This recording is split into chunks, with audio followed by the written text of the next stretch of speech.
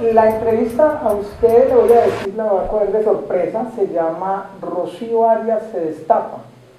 Y para muchos el destape suyo puede ser interpretado de muchas maneras, pero yo sé que usted se va a destapar sobre asuntos importantes. Una primera pregunta, ¿quién es Rocío Arias? Bueno, Rocío Arias es una mujer ante todo, una madre de familia, una mujer que ama inmensamente este país, pero una mujer que por sobre todas las cosas, ante lo anterior mencionado, ama la paz, porque cree que la paz es fundamental en el diario vivir de todos. La paz es lo que nos alimenta a diario, la paz desde la casa, la paz desde el hogar, la paz desde los barrios, la paz desde las ciudades y de todos los escenarios donde se mueva el ser humano. Una mujer de paz. Rocío Arias fue congresista. Sí, yo estuve en el Congreso en el periodo de 2002-2006, un periodo bastante difícil, un periodo demasiado complicado, porque ahí también se dieron procesos de paz muy importantes en Colombia y que tuvieron un gran significado para el país. Rocío Arias también fue corresponsal, escribió incluso en el Meridiano, ¿me corrijo? Sí, Fue corresponsal en Teleantioquia.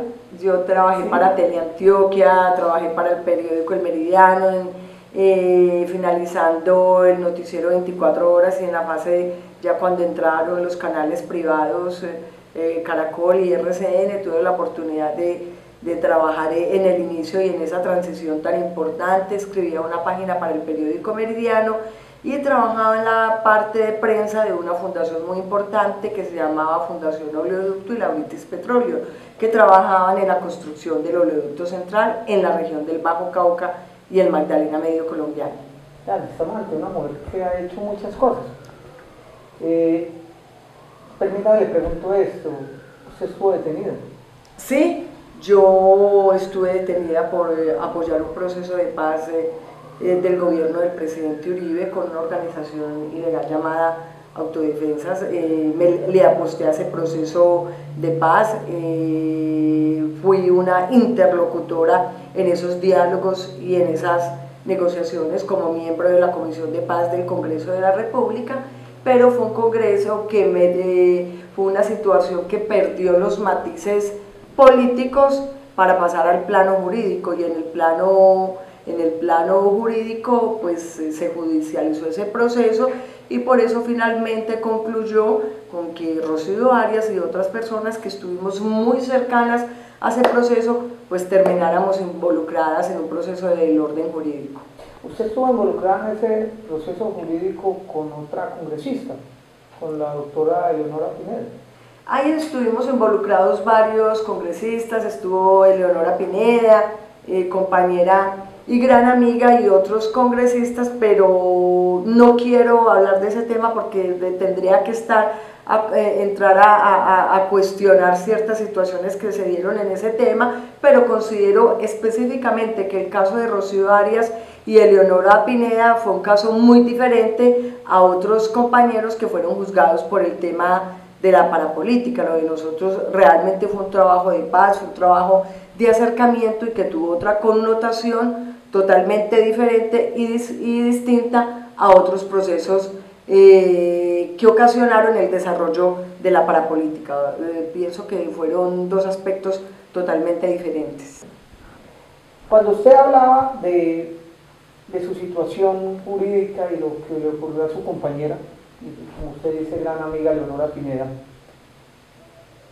quería preguntarle esto, más allá de esas intrínculas y de todas las situaciones que se vivieron en torno al proceso de paz con las Autodefensas Unidas de Colombia, el tema de parapolítica y todo eso, ¿cómo se sintió usted en la cárcel?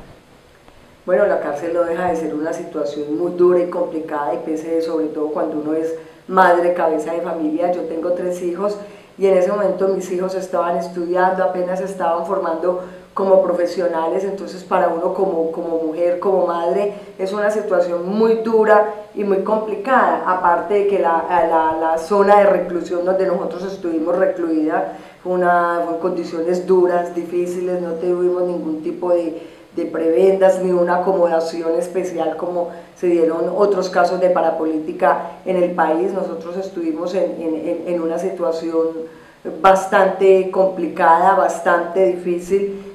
No podría dejar de nombrar a la doctora Piedad Córdoba, que nos ayuda a mejorar algunas situaciones del orden, se podría decir que humanitario, en cuanto a las condiciones de reclusión que nosotros teníamos, que fueron una reclusión totalmente diferente a otras personas que estaban detenidas por el tema de la parapolítica. Se podría decir que las únicas detenidas políticas que tuvo el país fuimos nosotros fuimos detenidas políticas, con unas connotaciones totalmente diferentes, con unas connotaciones totalmente especiales, con un trato inhumano, con un trato difícil, complicado por parte del IMPEC de esa época, y con unas condiciones de reclusión bastante lamentables y bastante duras. Permítame, le pregunto sobre eso, dos cosas que surgen de lo que usted está diciendo. La primera, o sea, usted no fue de esas personas que la llenaron de privilegios, de cosas bellas, con un chef privado,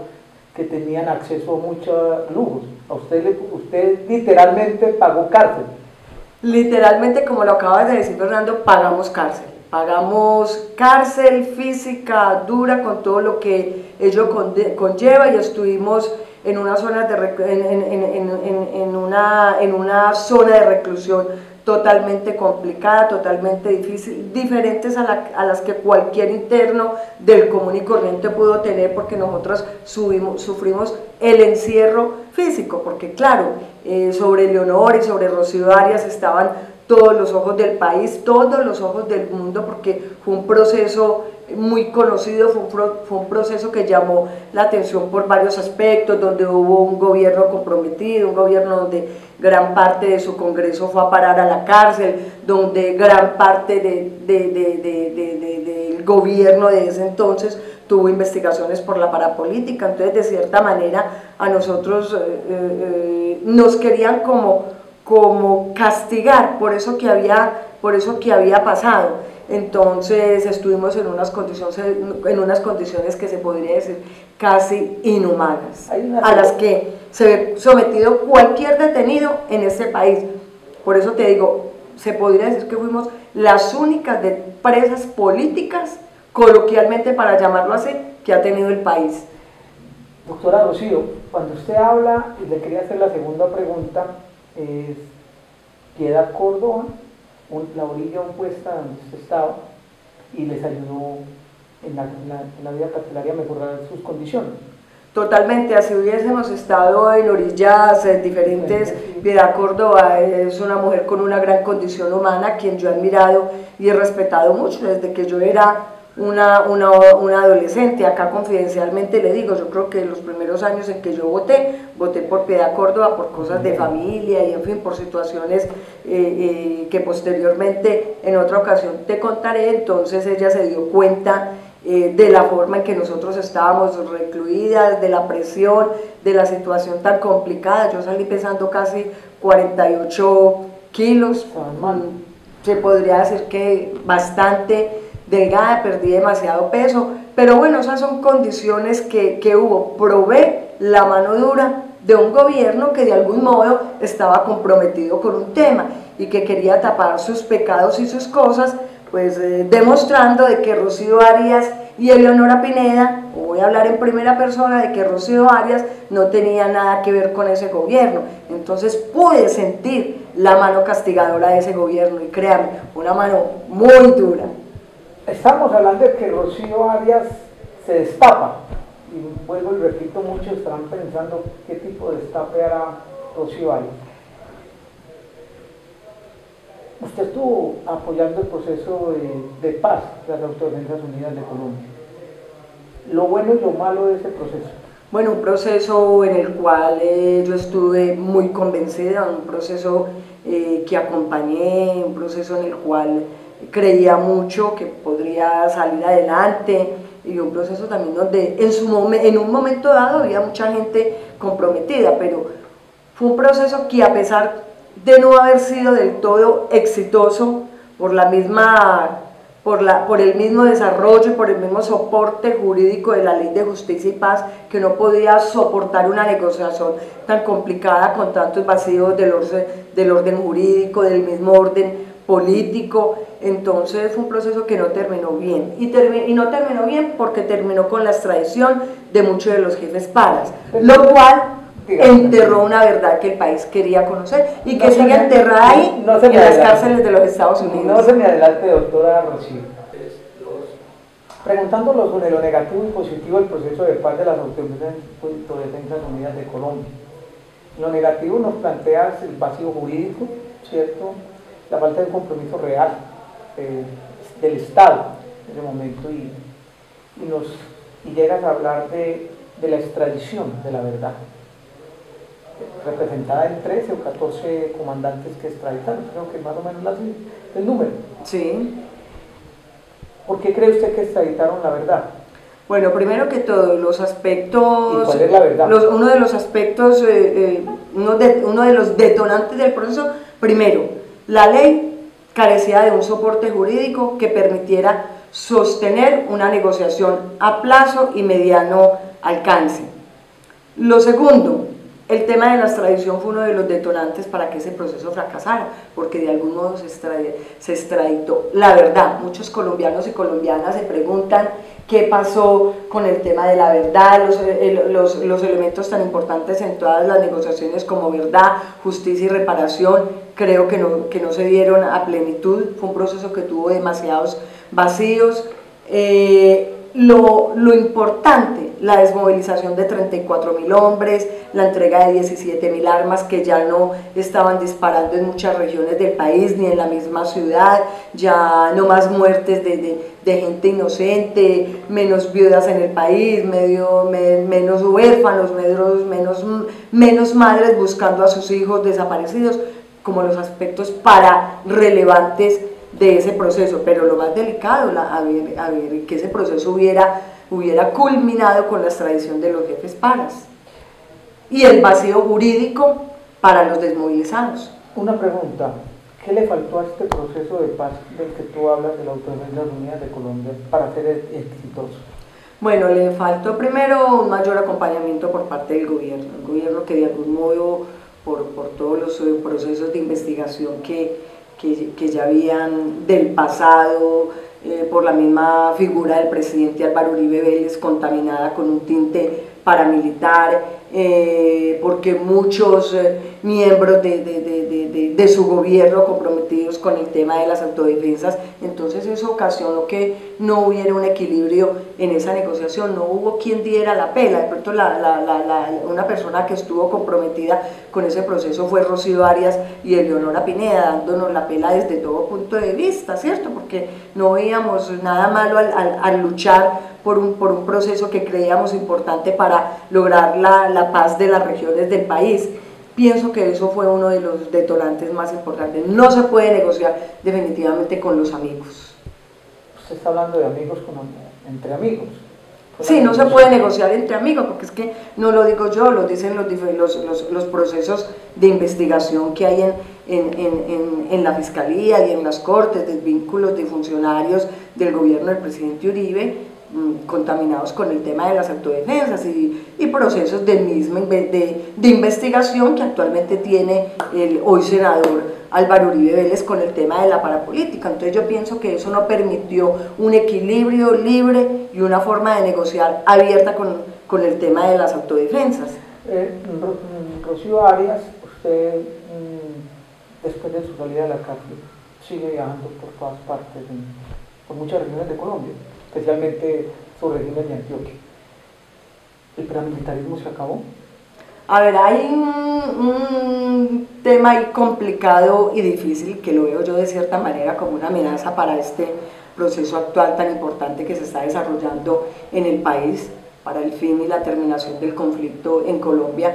Ahora existen las BACRINES, se llaman BACRINES, pero son realmente paramilitares que no se incluyeron en el proceso de paz con las autodefensas, que no entraron a justicia y paz, y otros que se desmovilizaron, no hubo un acompañamiento por parte del gobierno, no hubo un compromiso por parte del Estado colombiano a ese proceso de reintegración y desmovilización que se dio en aquel tiempo. Entonces eran hombres que conocían de la guerra, que saben delinquir, que saben cómo se manejan las regiones, y entonces pues conformaron lo que hoy se llaman bacrines o bandas criminales que operan en regiones muy importantes del país, como en el Magdalena Medio, en el Urabá, en Antioquia, donde creo yo que son muy fuertes y son los que actualmente pues hacen presencia en muchas regiones, no solo de Antioquia, sino del país. Como buena política, me lo respondió con muchas cosas.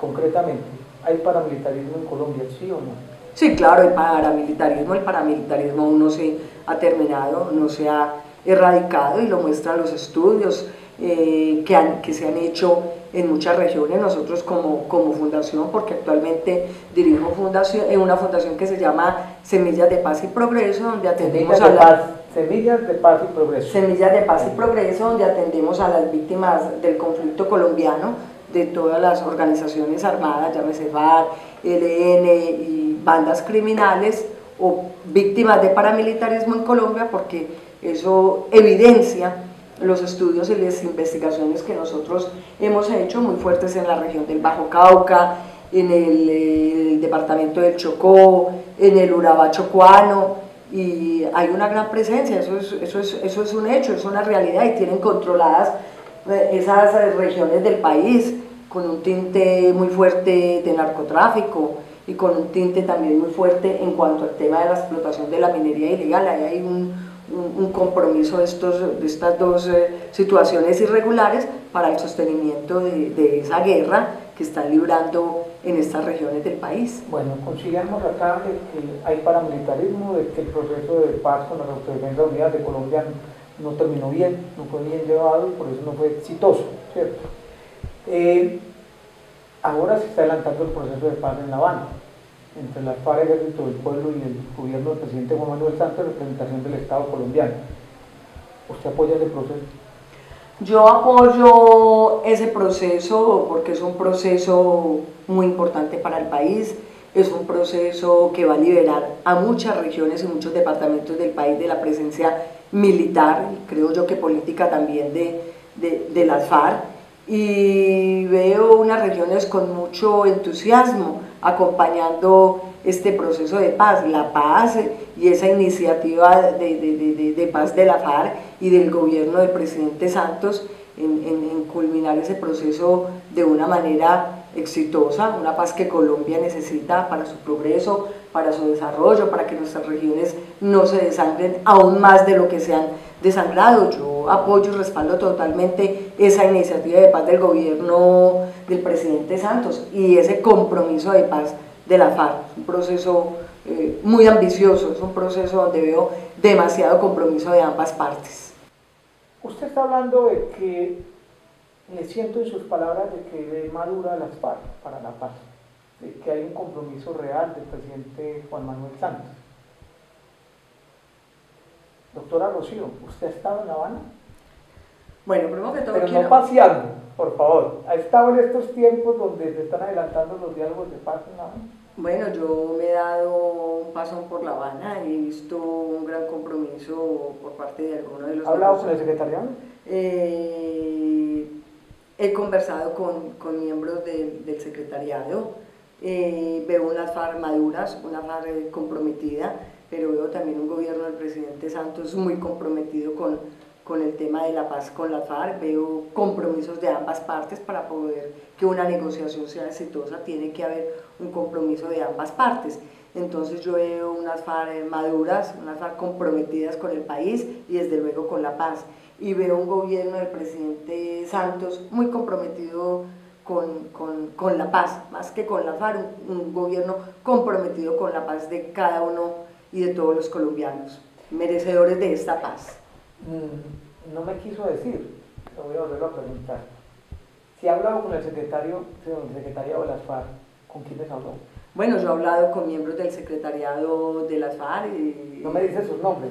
No digo los nombres, pero he hablado con algunos de ellos y veo una FARC madura y una FARC muy comprometida con la paz de Colombia y con las regiones, y pensando mucho en el tema del conflicto urbano de muchas ciudades, no solo de Medellín, sino de ciudades importantes donde muy seguramente habrá gran presencia de miembros de la FARC que se han reincorporado a la vida civil y que han dejado las armas. Bueno, con usted, doctora Rocío Arias, hay que seguir hablando, además porque nos debe el destape. Rocío Arias todavía no se ha destapado como debe ser. Claro que me va a destapar. Se va a destapar. Me va a destapar. No lo promete. Listo. Lo prometo. Hay mucho para hablar contigo. Hay que hablar del Bajo Cauca, hay que hablar de la región de Urabá, hay que hablar de las autodefensas gaitanistas de Colombia, rebautizadas como el Plan del Golfo, hay que hablar de la oficina, hay que hablar de para dónde va Rocío Arias, qué va a hacer en esta etapa. Vamos a hablar de seguridad, obviamente, y nos vas a regalar algunos, me imagino, algunas infidencias. Claro que sí. Que para algunos deberán estar esperando con emoción algunos y con susto otros. Hay una segunda parte de esta entrevista con la doctora Rocío Arias, muy importante lo que viene hablando para el país, muy importante para que el país sepa que hay personas que han trasegado mucho en el tema de paz y guerra en Colombia y que merecen tener tenidas en cuenta. Lo esperamos en la segunda parte de esta entrevista, donde Rocío Arias tenga la plena seguridad, se va a destapar. Muchas gracias.